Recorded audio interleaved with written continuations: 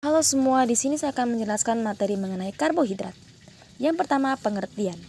Karbohidrat adalah polimer alami dengan rumus CnHO yang dihasilkan oleh tumbuhan dan digunakan sebagai sumber energi bagi makhluk hidup.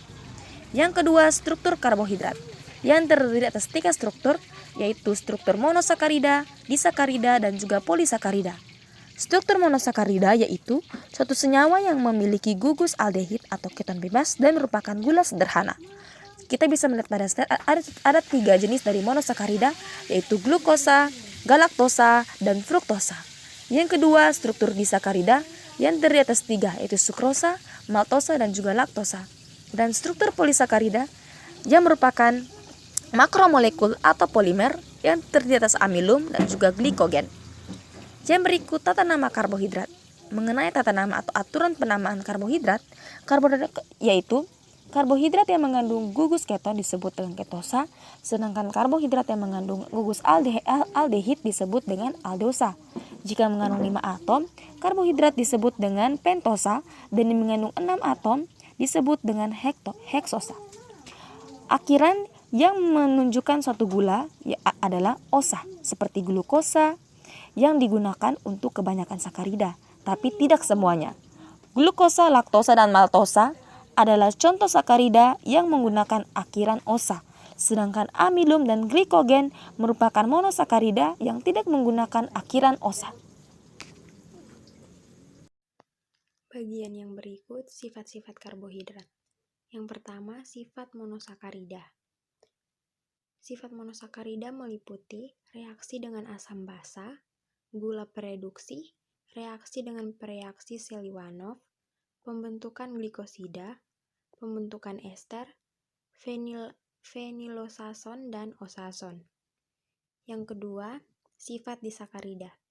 Sifat disakarida ini dibagi lagi menjadi 3 bagian, yaitu yang pertama maltosa. Sifat-sifatnya meliputi hasil hidrolisis amilum dengan pengaruh enzim diastase, mudah dicerna, dapat mereduksi preaksi Fehling, merupakan gula gandum, menunjukkan mutar rotasi, merupakan gula pereduksi. Bagian yang kedua, laktosa.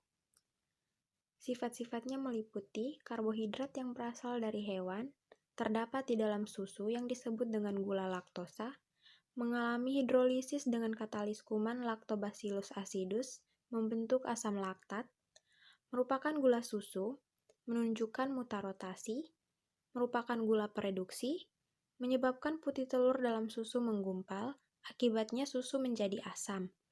Yang terakhir, terhidrolisis menjadi glukosa dan galaktosa. Yang ketiga, sukrosa. Sifat-sifatnya meliputi berbentuk kristal putih dan mudah larut dalam air, tidak dapat mereduksi pereaksi Fehling, merupakan gula tebu, bukan gula pereduksi, terhidrolisis menjadi glukosa dan fruktosa. Sifat yang terakhir adalah sifat polisakarida. Umumnya polisakarida berupa senyawa berwarna putih dan tidak berbentuk kristal, tidak mempunyai rasa manis, dan tidak mempunyai sifat mereduksi.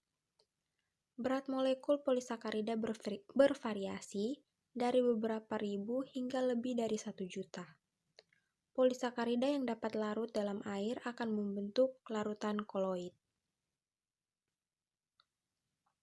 Kita masuk ke bagian yang berikut, yaitu penggolongan karbohidrat. Penggolongan karbohidrat di sini, karbohidrat digolongkan menjadi 4 bagian. Yang pertama, monosakarida. Monosakarida adalah satuan karbohidrat yang tersederhana. Mereka tidak dapat dihidrolisis menjadi molekul karbohidrat yang lebih kecil. Yang kedua, disakarida. Disakarida adalah karbohidrat yang dapat dihidrolisis menjadi 2 monosakarida. Yang ketiga, oligosakarida. Oligosakarida adalah karbohidrat yang tersusun dari 2-8 satuan monosakarida. Yang keempat, polisakarida. Polisakarida adalah karbohidrat yang tersusun atas lebih dari 8 satuan monosakarida dan diperoleh dari hidrolisis. Oke, saya akan menjelaskan pembentukan pada karbohidrat. Pertama, pembentukan karbohidrat itu terbentuk dalam tubuh tumbuhan sebagai hasil reaksi dari karbonat CO2 dengan H2O dengan bantuan sinar matahari melalui proses fotosintesis. Kita bisa lihat reaksinya sebagai berikut. CO2 tambah H2O itu menghasilkan C6H12O6 ditambah O2 yang membentuk karbohidrat. Oke, dampak dari karbohidrat. Dampak kelebihan karbohidrat yaitu itu membuat dapat ditimbulkan akibat kelebihan karbohidrat adalah memicu berbagai penyakit bahaya yaitu diabetes, obesitas, dan lain-lain. Mengganggu proses metabolisme tubuh, sering merasa lapar, jerawat, kerja otak menjadi lambat. Dampak kekurangan karbohidrat yaitu kerusakan jaringan, kekurangan glukosa dalam darah, menyebabkan ekosis atau kondisi ketika tubuh memanfaatkan lemak sebagai sumber energi dan lain-lain. Sekian dari saya, terima kasih.